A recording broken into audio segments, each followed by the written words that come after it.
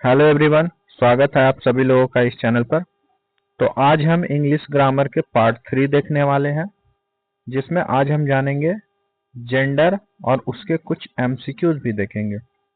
और मैंने पिछले क्लास में नाउन के टाइप्स से जो भी एमसीक्यूज दिए थे उसका आंसर भी आज मैं बताऊंगा। और ये वीडियो बहुत इंपॉर्टेंट होने वाला है, चाहे वो कोई भी एग्जाम हो, कोई भी स्कूल का एग्जाम हो, कोई भी 10th एग्जाम हो या 12th का एग्जाम हो, सब में ये वीडियो काम आने वाला है। तो चलिए इस वीडियो को शुरू करते हैं। सबसे पहले जेंडर। जेंडर होता क्या है? तो मैंने एक बेसिक सा डिफिनेशन लिखा है, it shows. It shows, it मतलब यह, शो मतलब दिखाता है, मतलब यह दिखाता है। क्या दिखाता है? मेल यानी कि पुरुष, फीमेल या महिला, और अदर्स या फिर अन्य। यानी जेंडर होता है जो हमें दिखाता है मेल, फीमेल या अन्य को दिखाता है। आई होप आपको ये डिफिनेशन समझ में आया होगा। जैसे मैंने यहाँ पे एग्जांपल दिया है, मैन, वुमेन, सन, वाटर, ये सारा जेंडर है। ये जेंडर क्यों है, कैसे है, कौन सा जेंडर है, चलिए जानते हैं टाइप्स ऑफ जेंडर। तो टाइप्स ऑफ जेंडर जो है, there are 4 types of gender. Gender के 4 टाइप्स है। जेंडर के कितने टाइप्स है? 4 टाइप्स है। सबसे फर्स्ट है मैस्कुलिन जेंडर। मैस्कुलिन जेंडर का मतलब है पुल्लिंग, यानी कि पुरुष, जिसमें पुरुष का बोध हो। जैसे मैन मतलब आदमी, बुल मतलब सांड, लायन मतलब शेर, बॉय मतलब लड़का। यानी मैस्कुलिन जेंडर में पुल्लिंग आते हैं। Feminine gender next. Feminine gender में स्त्रीलिंग आते हैं, यानी कि वुमेन, काऊ, लायनेस, लायनेस मतलब शेरनी, वुमेन, काऊ, लायनेस, गर्ल, ये सारे स्त्रीलिंग है। Next common gender.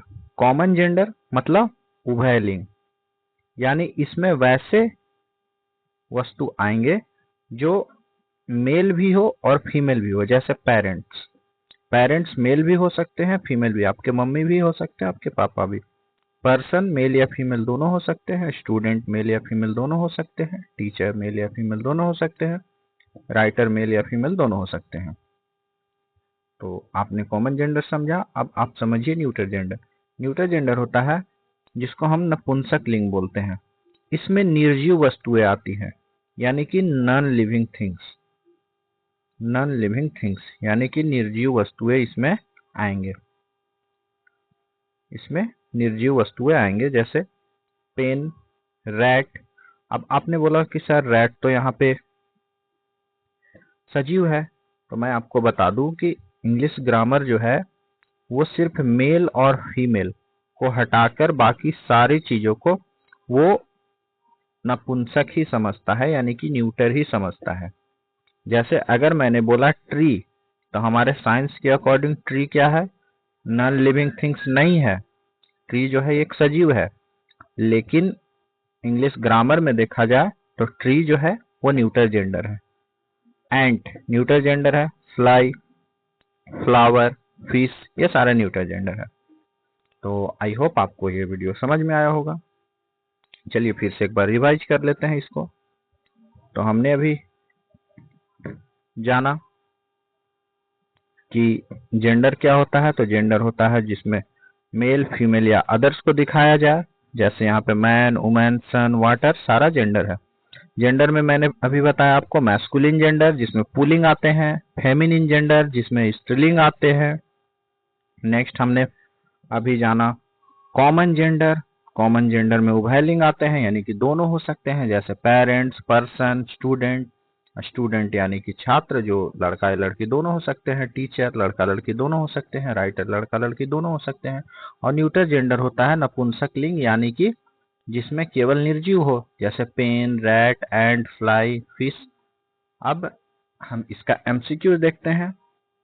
एमसीक्यू है आइडेंटिफाई द जेंडर, जिसमें फ्रेंड कौन सा जेंडर है, पीकॉक कौन सा जेंडर है, नीस कौन सा जेंडर है, डक कौन सा जेंडर है, एरोप्लेन कौन सा जेंडर है। तो आप सभी को ये वाला जो जेंडर का क्वेश्चन है सारा आपको नेक्स्ट वीडियो में मैं बताऊंगा इसका आंसर। और पिछले वीडियो में मैंने आपको दिया था आइडेंटिफाई करने के लिए कि नाउन का टाइप्स का। तो चलिए आज इसका आंसर बताता हूं, जिसमें सबसे फर्स्ट है टीचर। तो टीचर आपने देखा होगा कि टीचर अगर हम बोलते हैं तो ये कॉमन हो जाता है, तो इसीलिए टीचर जो है कॉमन नाउन है। नेक्स्ट है मंडे।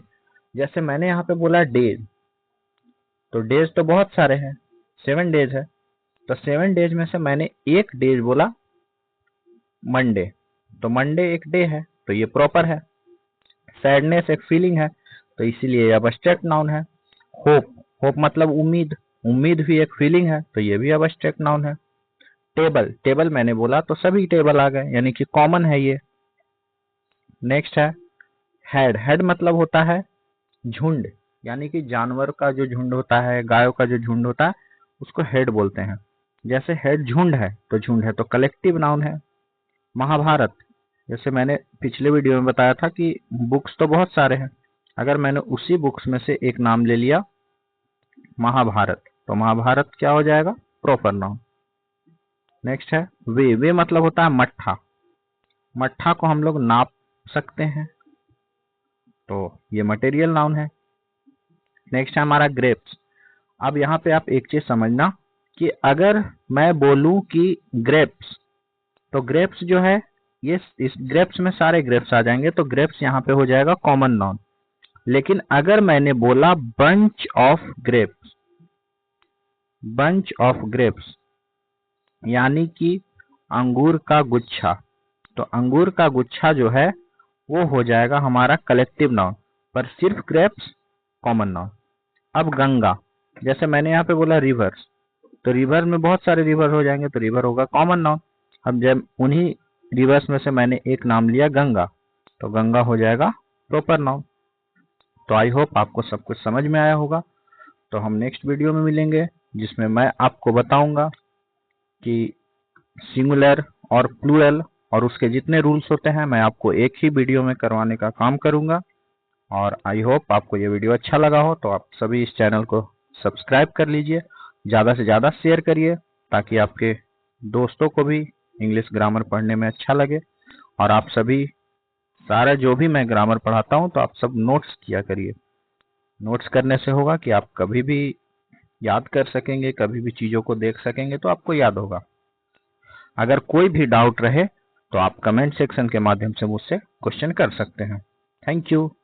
चलिए मिलते हैं नेक्स्ट वीडियो में, तब तक के लिए टेक केयर।